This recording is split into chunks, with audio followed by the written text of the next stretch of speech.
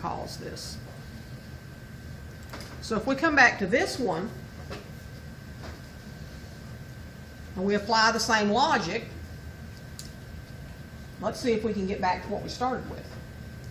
We have 2 in front of the integral, u to the du, and this is just u to the first power if you want to think of it that way. So our result is going to be 2, because 2 is just tagging along. We're going to raise the power by 1, and then divide by that power, right?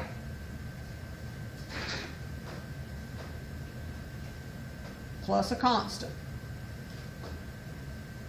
So then we have the 2 cancels the 2, and we have u squared plus a constant. But what was u? 3x to the 4th plus 9.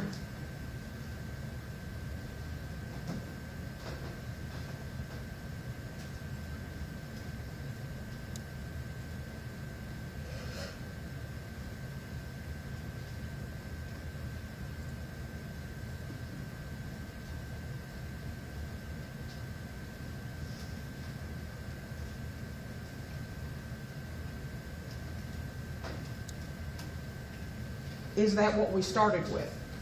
3x to the 4th plus 9 quantity squared plus a constant.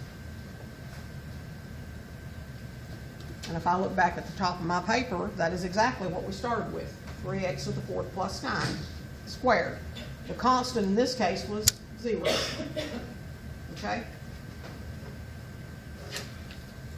So that's how we're going to do all of these problems. We're going to find the u, and I'm going to tell you up front, it is not going to be blatantly obvious to you which one is which. What you're going to have to do is you're going to have to figure out, okay, what are the 2 expressions that are sitting here in front of me? What are the 2 factors? And then look at one factor and say, okay, what's the derivative of this factor? Oh, it's this. Or, that's not it. So what's the derivative of this factor? Is it that? So that's kind of the game we're going to have to play.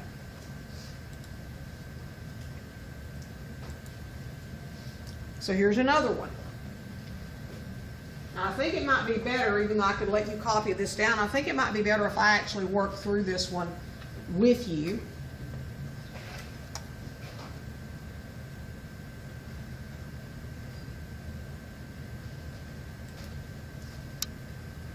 So for example 2, let's talk about what we've got.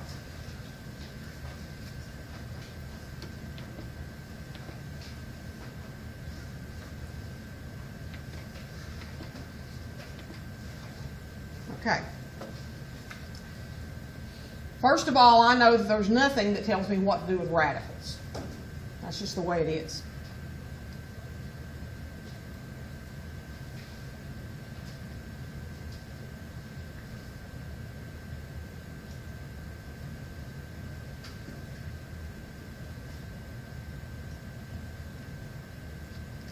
Now, if I want to do the substitution so that it can be the integral of u du, first I'm going to test out the idea that maybe that's u. So if that's u, the derivative of u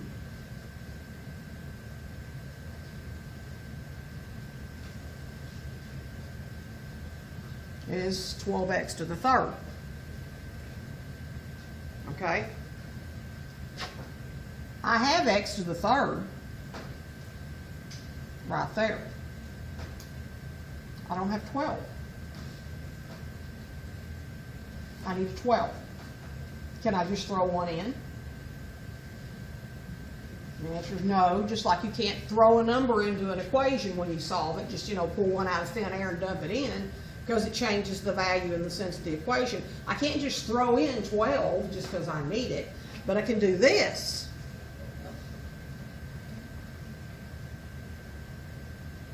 This is u, remember, and this is what I need for du. And I've got part of it, but I don't have that part. So what I'm going to do in order to get that 12 in there is I'm going to put the 12 in there.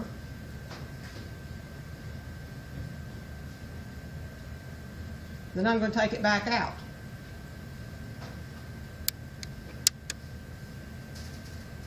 Okay? I'm going to put it in because I need it to have du, because that's what du is. But I'm going to take it back out by dividing by it in the front, because 1 over 12 times 12 is 1. I didn't do anything to it. So once I've done that, then what I need to do is I'm actually taking the integral now of 1/12, the expression of u, to the 1/2 power, because this is u and u is to the 1/2 power. And then I now have du.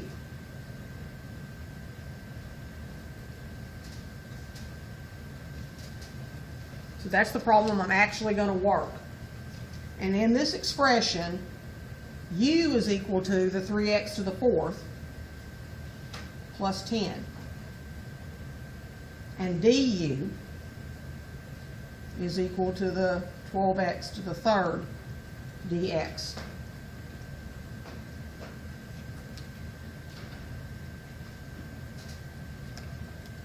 So what does my power rule say that I need to do with that 1/2?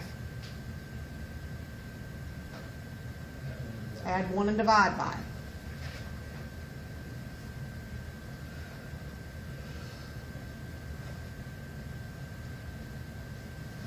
And 1/2 plus 1 is 3/2.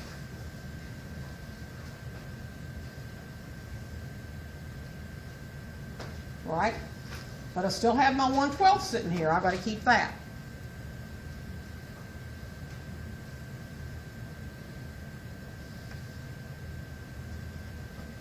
So there's what the first step of the integral looks like. 1/12 times u to the 1/2 plus 1 power over 1/2 plus 1.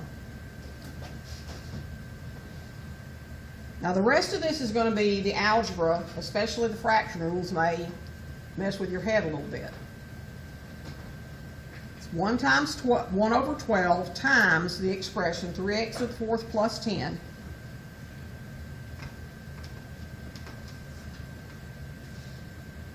And if you divide by 3/2, it's actually much simpler to do this problem if you multiply it by 2/3. But I'll leave the 3/2 right here for now. And then this has got to be to the 3/2 power. Now at that point it's ugly, but it's done. Okay? It's ugly, but it's done. That answer actually does work.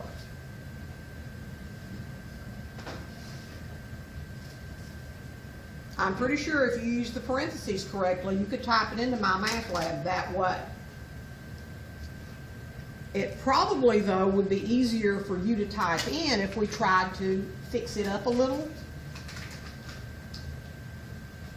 So without worrying too much about that, let's deal with what's in the parentheses. We've got 3x to the 4th plus 10 to the 3/2 power.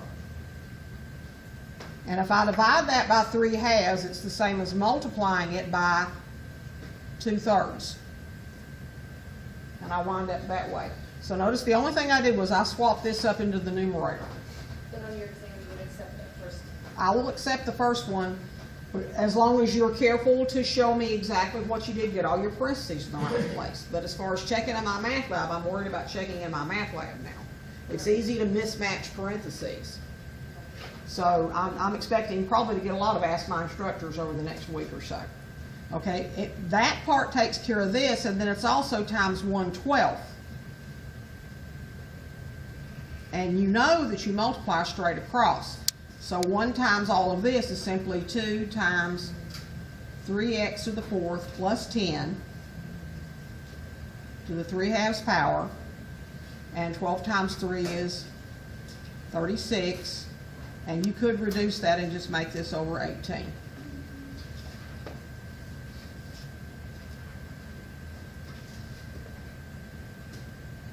So you can try to clean it up a little bit, just be careful. Be very, very careful. Everybody always says, I never realized how important it was. I learned all that stuff in algebra until I got to calculus and I needed it. Really, the only reason anybody ever should have taken algebra was because they were going to calculus. Otherwise, algebra is really not all that helpful, most things. Okay? Let me zoom this out and let you look at that. Now, it's kind of a mess, but I wanted to make it step by step. Let me put the PowerPoint back up there. It's got the same steps, but they're organized a little bit better. So in the solution, we chose u to be 3x to the 4th plus 10s, and its derivative was 12x cubed dx. We had the x cubed. We did not have the 12. So in order to get the 12, we put the 12 in, and then we also took it out by multiplying it by 1 over 12. And then we made the substitution. We substituted for 3x to the 4th plus 10 under a square root sign. It was the square root of u times du. And there's the du. So we carry the 1/12 along with us, and we added 1 to the power, making the power 3/2, and divided by 3/2. And then actually what I did here was I flipped the 2 back up into the numerator so that I didn't have 3-story fractions. You add your constant, and you can here also, without having to do exactly the way I did, it's 1 times 2 is 2 over 12 times 3 is 36, and 2 over 36 is 1 over 18. So that's the answer that we ultimately wound up with. And you could actually write that as the expression over 18, or you can keep the 1/18. It's up to you. Does anybody have any questions? Can you put back the paper where you worked on? You like my messy work more than my neat PowerPoint? Those can be shared. Okay. Yeah. Okay.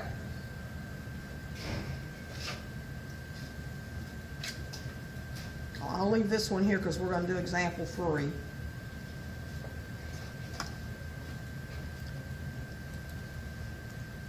Okay. We're not going to do a lot of examples of this because the only way really to learn it isn't by watching me do examples. It's by you getting in there and getting dirty and doing some of these. Find the integral of x plus 3 over the quantity x squared plus 6x dx. Okay, this is a quotient. It's kind of a complicated looking quotient. So the first thing that we would do is we would look and say, well, okay, both of these are some kind of factors. It's just the factors one divided by the other factor, not multiplying. But because this one's got a square in it, that tells my brain that's more complicated than the other one. So maybe the other one might be the derivative of that one. I don't know. So what I did was I chose x squared plus 6x to be the u. And then I wanted to see, okay, now do I have the derivative of that? Well, the derivative of x squared plus 6x is 2x plus 6. And just throw the dx there to show it's a derivative. And that's not exactly what I've got in the numerator, but it's close. It's off by a factor of 2. If I multiply 2 times x plus 3, I have 2x plus 6. So here again, I need a coefficient that's not present. So I put the coefficient in the problem in front of the x plus 3, which is where it needs to be. And then I multiply by 1/2 on the outside.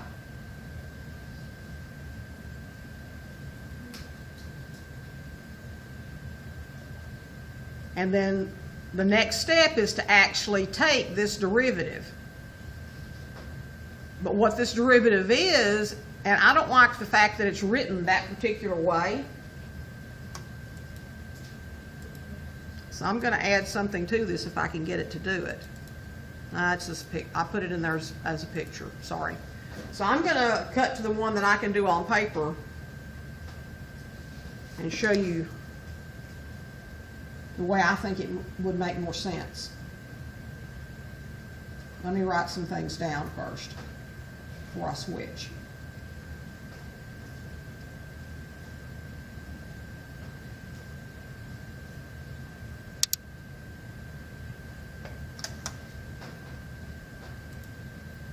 So let's look at this.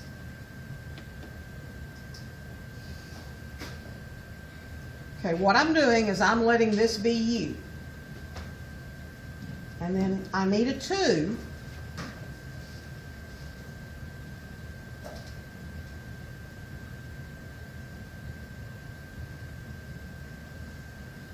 I'm going to write this way.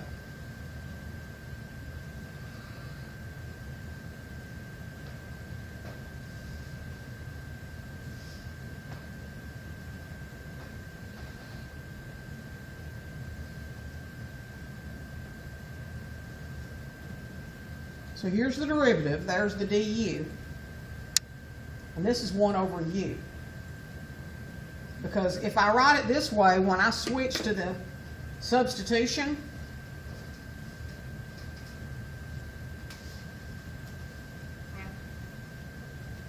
rather than writing it as du over u, I think it's easier to figure out what everything is here. Because you remember that the derivative of the natural log is 1 over x. So the derivative of the natural log of u is 1 over u. So that's where the natural log comes from. We still got this 1/2 out front. Can't forget about it. So this is going to be 1/2 times this is the natural log of u plus a constant.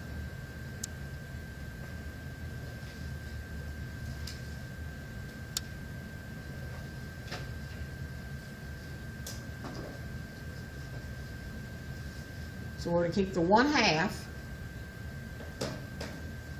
and the ln, and then I'm going to put u back in. And u was, remember, x squared plus 6x.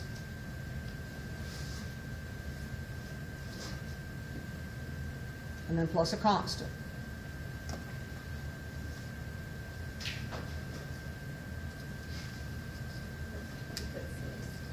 Oh, sure.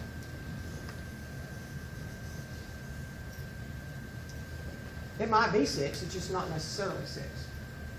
Okay?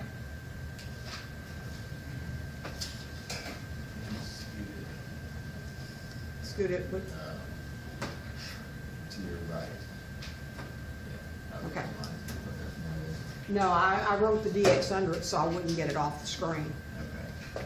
Okay? So just remember in this one, this is u.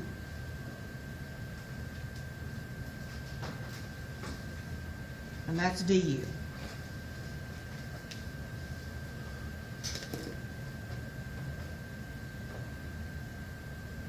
Yes, Bryson. Why did it become 1 over u? Because I chose to take the numerator, the 2 times x plus 3, and pull it off to the side so that it would remind you that the derivative of 1 over x is the natural log. So the derivative of 1 over u would be the natural log, and I don't think that's obvious when you still got du sitting up there distracting you. So the x plus 3 just turned into 4. This is actually the derivative, and when you take the integral, the derivative part of it disappears. It gets reabsorbed back into the process. Okay? Anybody else have questions? This is not an easy topic. I expect you to have questions.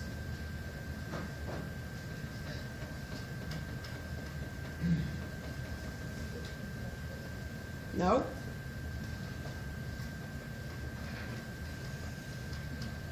Okay.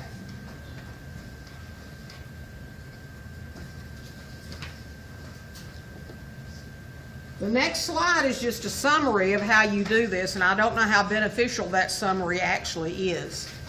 But basically, the way that you do these, there's three different things that could occur. You can have a function raised to a power. As long as you've got the derivative of that function, then you use your straightforward power rule. You add 1 to the power and divide by the power, add the constant. If what you've got is a derivative over its function, the function's in the denominator and the derivative of the denominator is in the numerator. If that's the case, then what you want to do is you want to call the denominator the u. And then du is what's in the numerator, dx. And the reason you want to do that is because the derivative of natural log is 1 over whatever you're taking the natural log of, as long as it's not a constant. So it's the natural log of whatever the function is plus a constant. It'll work the same way if you have e raised to a power that's a function, e to the function of x. The only thing you're going to do differently is you have to have the derivative of e's power within the problem. And if you don't have it, you've got to figure out how to make all of it be there. Usually you'll have a piece of it. What you probably won't have is that constant. So if you ever don't have a constant, you go ahead and put the constant in, the multiplier in, when you need it, then you take 1 over that same number and put it in front of the integral to do the problems. And when you're doing this, the key things I think it'll help you to remember are the quantity under a root or raised to a power is probably u. The quantity in the denominator, that's probably u. Probably isn't going to be the one in the numerator. It's probably going to be the one in the denominator. Or if you have an exponent on e that has a variable in it, that's going to be u. U's the hardest thing to identify. Once you identify u and can find out what the derivative of u is, you can see if you've got it and then work on getting it into the problem. If you have a programmable calculator, it will actually do these for you, but unfortunately we don't have those. I don't think even the TI-84 newest one will do symbolic algebra. A TI-92 actually will do these for you. Okay. Yeah, they're about I think they call it a Voyager now or something like that, but they're very expensive. The Calc 1, 2, and 3 students, because they're going to be engineers, they actually have those. But it's an expensive thing to ask somebody going into business to buy because you'd never use it again. Yeah. Now we only have about 10 minutes left, so you've got the notes for this section. The PowerPoint is in D2L. I've loaded up the PowerPoint and the notes for all of Chapter 15. So what I want you to do is between now and next week when I see you is I want you to do homework for 15.1 and 15.2. Let me know what you're stuck on. I expect you to get stuck. Just remember that. I know you're going to get stuck. I got stuck. I still have my calculus book. It's coming apart because I threw it against the wall so many times. Okay, so I appreciate where you're coming from.